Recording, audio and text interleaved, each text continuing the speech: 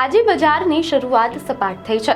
જો કે નિફ્ટીએ જુલાઈ મહિના બાદ પહેલીવાર 25,300નો આંકડો પાર કર્યો છે. બજારમાં આજે અનેક શેરોમાં હલચલ જોવા મળી રહી છે.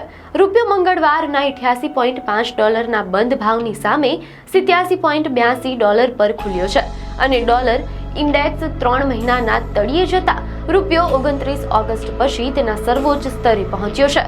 મિડ કેપ આઈટી સ્ટોક્સમાં વધારો જોવા મળ્યો, જેમાં પર્સિસ્ટન્ટ સિસ્ટમ્સ અને કેપીઆઈટી ટેક દરેક 2% વધુ વધ્યા છે. પીએનસી ઇન્ફ્રાનો શેર લગભગ 4% વધ્યો છે. શૃંગાર હાઉસ ઓફ માંગલસૂત્રનો શેર ઇશ્યુ પ્રાઇસ ₹165ની સામે ₹188.50 પર લિસ્ટ થયો છે.